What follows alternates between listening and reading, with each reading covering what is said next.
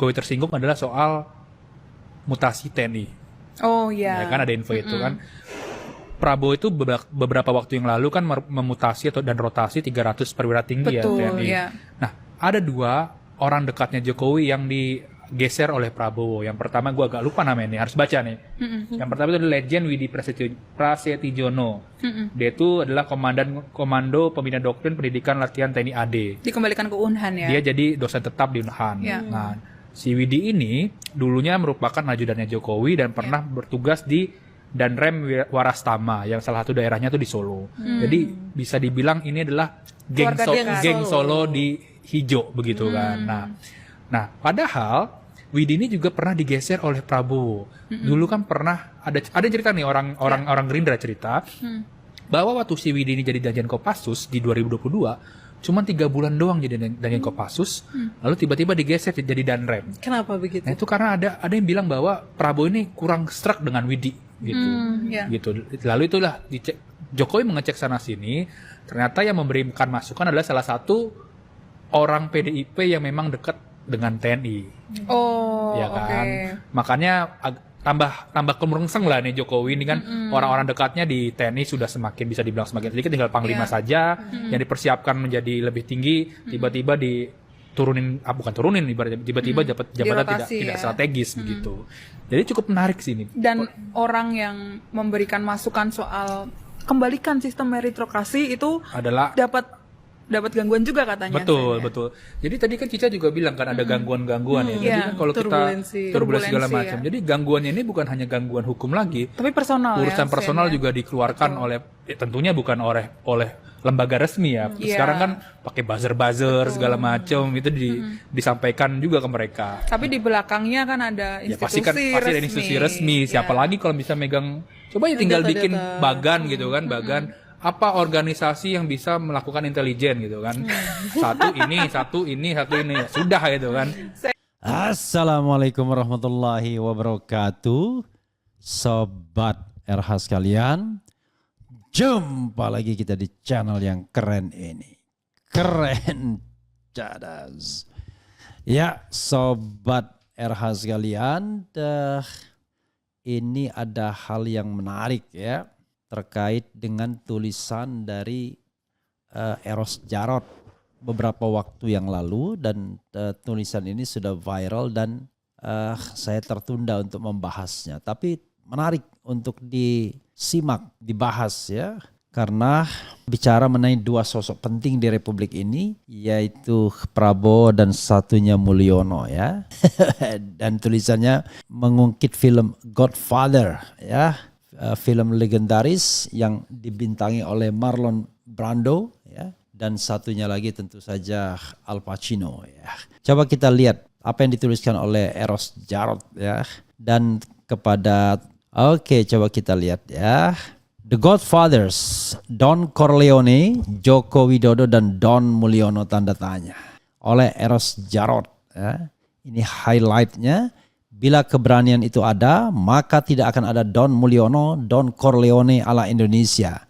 Mereka menjadi besar karena kita selalu mengecilkan diri, memperkecil kepercayaan diri, dan menjual harga diri kita sebagai bangsa pejuang yang berbudaya. Oke. Memulai tulisan ini, saya memang jadi teringat film Godfather. Film ini mengangkat kisah sebuah keluarga mafia, imigran asal Sisilia, Italia yang beroperasi di daerah sekitar New York, Amerika pada tahun sekitar 1945 hingga akhir 50-an. Disutradarai Francis Ford Coppola, diangkat dari sebuah novel karya Mario Puzo. Dalam film ini ada satu adegan yang sangat menarik dan wajib untuk selalu diingat. Muncul dalam adegan ketika Don Corleone, bos mafia, diperankan oleh Marlon Brando, berpesan pada para kaki tangan setianya. Dilakukan Don Corleone pada saat dirinya mulai kehilangan posisi sebagai bos tunggal di wilayah kekuasaannya. Fatwa Don Corleone inilah yang selanjutnya dijadikan pijakan strategi para mafia dalam setiap bermain power game di wilayah politik ekonomi daerah maupun nasional. Pesan Don Corleone yang fenomenal ini kira-kira garis besarnya begini. Biarkan sekarang mereka yang berkuasa, tapi ingat yang menguasai harus tetap kita.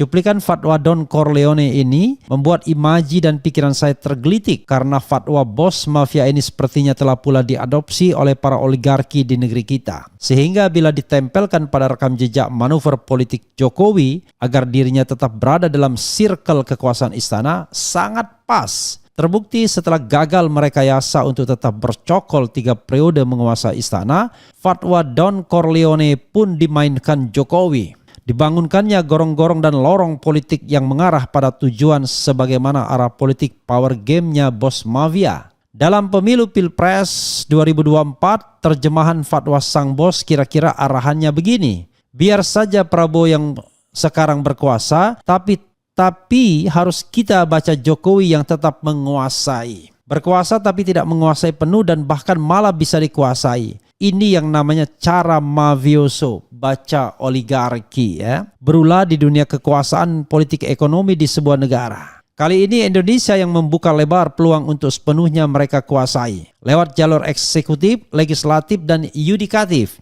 Bahkan lembaga keagamaan, semuanya mereka kuasai. Kekuatan ekonomi mereka mampu membeli semua itu secara tuntas.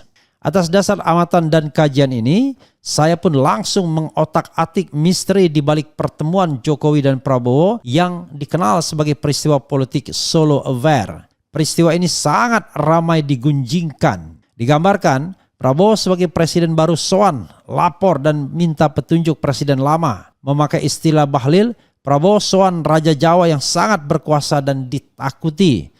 Seramnya bagi hantu penyihir yang mampu menyingkirkan dan menghabisi siapapun yang tidak tunduk pada perintahnya.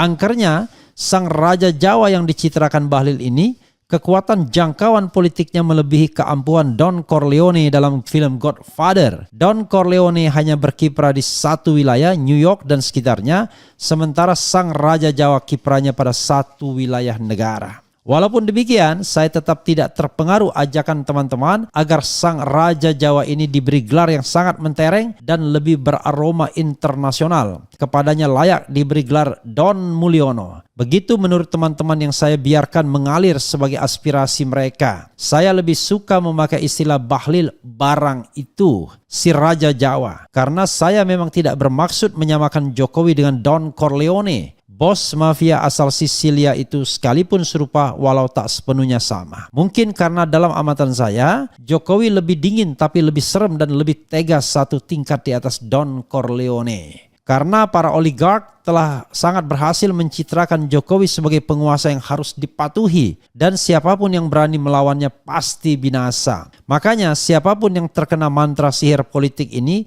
langsung ciut hati dan pikirannya, kehilangan nyali. Bayangkan saja bagaimana hebatnya sang Raja Jawa ini. Lazimnya yang terjadi di hampir seluruh negara, presiden lama lah yang cenderung berupaya merapat ke presiden baru. Mungkin untuk menghindari permusuhan atau siap memberi nasihat bila diminta. Tapi dalam kasus Raja Jawa ini yang terjadi sebaliknya. Jokowi mampu mengkondisikan Prabowo lah yang harus sowan menemuinya di Istana Solo. Terjadi saat jelang pelantikan Prabowo sebagai Presiden RI ke-8 dan berlanjut baru-baru ini, pamit sebelum tugas negara melakukan perlawatan ke luar negeri. Dari kedua sowan Prabowo ini yang paling menghebohkan adalah sowannya sang calon presiden menghadap Raja Jawa jelang pelantikan Prabowo sebagai Presiden RI ke-8. Karena dalam acara pelantikan Minggu pagi hari 20 Oktober 2024, pidatonya begitu menggelegar dan sangat menggugah semangat juga harapan rakyat untuk dapat menyambut datangnya kehidupan yang lebih menjanjikan dan tegaknya keadilan yang bakal menyejahterakan mereka. Sampai di sini seluruh telaah dan bahasan seputar Solo Affair sangat positif. Kunjungan ke Solo pun dimaknai publik hanya sebatas bentuk sopan santun Prabowo. Namun ia ternyata tetap tegar dan tegas dalam penyikapan. Begitu imaji publik yang mencoba menghibur diri. Mungkin dalam imaji publik ketika terjadi pertemuan Prabowo mengatakan pada Jokowi, "Stay away from Istana Circle. I'm now the president and I'm now running the show. Duduk manis keamananmu dan keluarga saya jamin." Begitu kira-kira imaji publik yang berkembang. Namun sayangnya imaji keren ini hanya bertahan beberapa jam saja di benak publik. Karena pada malam harinya pasca Prabowo menyampaikan susunan kabinet dan siapa saja mereka yang dipercaya menduduki kursi menteri, wakil menteri, para menko dan seterusnya, suara batin rakyat dan seluruh analisa positif seputar Solo Affair berbalik 180 derajat.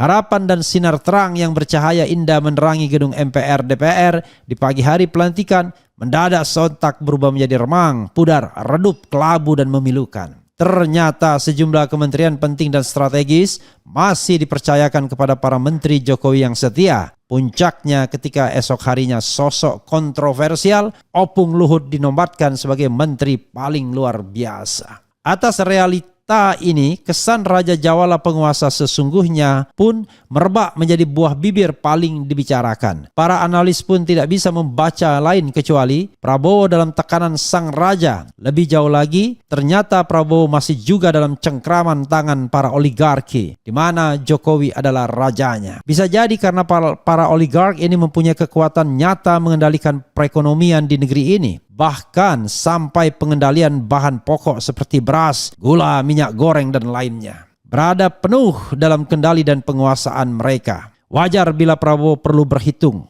Nah, sampai di sini sejumlah pengamat dan segelintir analis masih bersabar untuk tidak langsung menjatuhkan penilaian serba negatif kepada Prabowo. Namun ketika sowan kedua dilakukan Prabowo sebelum melakukan kunjungan ke luar negeri, banyak pengamat yang sudah memastikan Presiden de jure adalah Prabowo, presiden de facto tetap Jokowi. Hanya sangat sedikit pengamat yang masih menawarkan pandangan lain. Dalam sowan kedua ini dipersepsikan, Prabowo justru menegaskan kembali kepada Jokowi rule of the game saat ia tak berada di Indonesia. Berkaitan sang putra mahkota yang bertengger di kursi wakil presiden mulai berulah. Tapi apa yang sesungguhnya terjadi? Sungguh merupakan pertanyaan yang belum mendapat jawaban pastinya, kecuali sebatas asumsi dan kemungkinan. Apalagi sempat tersebar rumor bahwa Prabowo dan putra tercintanya dikabarkan berada di bawah tekanan dengan akan disebarkannya sejumlah rekaman video perbuatan yang tak senonoh mereka. Dalam hal ini sungguh ngawur, karena kita semua tahu bahwa sekarang ini kecanggihan teknologi artificial intelligence bisa merekayasa apapun, termasuk yang tak terjadi dan tidak dilakukan menjadi ada. Terjadi dan dilakukan. Sangat tidak mungkin sekelas tingkatan seorang jenderal bisa dipermainkan hal-hal bodoh seperti itu. Berbeda dengan ancaman para oligark yang real, nyata dan ada. Kekuatan dan kemampuan mereka menggoyang pasar adalah nyata dan memang bisa. Itulah sebabnya dulu Pak Harto melarang keras para konglomerat bermain politik. Bagi yang mencoba-coba langsung saja Pak Harto sikat. Tapi sekarang justru terbalik. Mereka malah diundang bahkan dipersilahkan dan lebih gila lagi sengaja diposisikan sebagai bohirnya perpolitikan di negeri ini. Catatan tambahan termasuk diajak melawat ke luar negeri. Para tokoh konglomerat hitam didorong maju tampil sebagai penyelamat pembangunan bangsa dan negara. Bos mafia tanah contohnya malah dikabarkan seolah sebagai tokoh pro rakyat penyedia pemukiman rakyat kecil. Luar biasa. Tambahan catatan, Anda tahu kan siapa dia, ya? Walaupun demikian, Prabowo rasanya perlu meyakini bahwa dalam berbagai catatan tidak ada pedagang besar sekalipun dan mafia sekuat apapun bisa menang melawan negara. Kecuali bila kepala negaranya bersekongkol dan bahkan menjadi pelindung para penjahat negara tersebut. Saya ulangi ya. Kecuali bila kepala negaranya bersekongkol dan bahkan menjadi pelindung para penjahat negara tersebut. Patahkan kakinya, persempit ruang geraknya, tutup jalannya, penjarakan yang melanggar hukum dan manipulator pajak. Maka tak lama setelah itu bergelimpanganlah mereka. Para konglomerat hitam dan para oligark, anggota oligarki itu pun bakal ludes sebagai tikus yang masuk dalam kubangan minyak oli. Langkah inilah yang dinanti rakyat banyak dari seorang Prabowo Subianto Joyo Hadikusumo. Berani pasti menang atau menyerah pasti dilindas. Bila keberanian itu ada, maka tidak akan ada Don Mulyono, Don Corleone ala Indonesia. Mereka menjadi besar karena kita selalu mengecilkan diri, memperkecil kepercayaan diri, dan menjual harga diri kita sebagai bangsa pejuang yang berbudaya. Jangan lupakan itu. Eros Jarod, budayawan. Ya, sobat Eros kalian, saya tepuk tangan buat saya tepuk tangan untuk pembacaan opini, prosa atau apapun ya. Karena ditulis oleh seorang budayawan bernama Eros Jarod. Jadi sobat Eros kalian, sebenarnya ada a big question. Makanya saya buat acara, ada apa dengan Prabowo? Ya kan? Kenapa? Kok kesannya takut banget gitu loh. Ya, dengan Don Mulyono. Kan begitu. Maka dalam analisis orang yang kasak-kusuk ini pasti ada rahasia pribadi Prabowo yang dipegang oleh Don Mulyono. Orang menganggap itu soal video kah, ya kan? Soal ya mungkin tindakan asusila kah dan lain sebagainya. Tapi bagi Eros Djarot, masa sih seorang jenderal bisa ditakuti hal-hal yang kecil seperti itu yang sebenarnya bisa direproduksi dengan yang namanya artificial intelligence. Tapi dia bilang ancaman mafia, ancaman oligarki itu nyata yang bisa memporak-porandakan ekonomi. Tapi dia kasih panasiannya. Panasiannya adalah di kalimat terakhir, yaitu patahkan kakinya. Prabowo rasanya perlu meyakini bahwa dalam berbagai catatan tidak ada pedagang besar sekalipun dan mafia sekuat apapun bisa menang melawan negara. Kecuali bila kepala negaranya bersekongkol dan bahkan menjadi pelindung para penjahat negara tersebut. Ya. Oh, saya ulangi lagi ya. Sorry, maaf. Patahkan kakinya, persempit ruang geraknya, tutup jalannya, penjarakan yang melanggar hukum dan manipulator pajak. Maka tak lama setelah itu bergelimpanganlah mereka. Para konglomerat hitam dan para anggota oligark itu pun bakal ludes sebagai tikus yang masuk dalam kubangan minyak oli. Langkah inilah yang dinanti rakyat banyak dari seorang Prabowo Subianto Joyo Hadikusumo. Langsung lengkap namanya. Jadi begitu ya. Kita tidak tahu. Maka the question remains. Ada apa dengan Prabowo? Apakah tadi ada rahasia privat yang dia takutkan tersebar ke publik? Terspil ke publik? Ataukah ancaman nyata dari para oligark yang bisa merusak perekonomian dengan cepat? Tapi Eros Djarot sudah mengatakan persempit ruang geraknya, patahkan kakinya, ya, tutup jalannya, penjarakan mereka, dan mereka akan bergelimpangan seperti tikus yang masuk dalam kubangan minyak oli. Itu yang harus dilakukan oleh Presiden Prabowo Subianto. Tapi tetap saja ya, Bang Menlu Sugiono ini sebenarnya bisa bahasa Inggris enggak? Kok dia selalu membaca teks ya dan ngomongnya medok, malu-maluin aja kita punya Menlu unkompeten. I don't know exactly ya. Saya kan nggak kenal sama Sugiono karena begini. Tetapi ya ketika dipresented ketika oleh Prabowo kemudian sangat mengagumi ya seorang Sugiono yang dikatakannya lulusan terbaik di Amerika sana. Tetapi yang perlu kita pahami dan ketahui adalah yang tidak bisa dibohongi dari semua jabatan publik yang kita emban adalah experience, pengalaman. Kalau Retno kan dia berpengalaman. Saya pertama kali ketemu Retno ketika dia menjadi duta besar di Belanda. Ini negara yang besar. Jadi setelah itu dia jadi menteri luar negeri sehingga sangat mumpuni. Karena dia diplomat karir dan dia sudah tahulah dengan tata cara pergaulan dan lain sebagainya. Kalau Sugiono kita tidak tahu ya. Di mana kiprahnya. Apakah cukup educate ya. Apakah pernah berbicara di forum internasional misalnya, mewakili Indonesia dan lain sebagainya. Nah itu yang kita harus pahami ya. Pintar saja tidak cukup, tapi harus punya pengalaman paling tidak di bidang atau wilayah itu. Kan nggak boleh ada menteri magang. Menteri itu pemimpin sehari-hari sehingga dia harus mumpuni di bidangnya.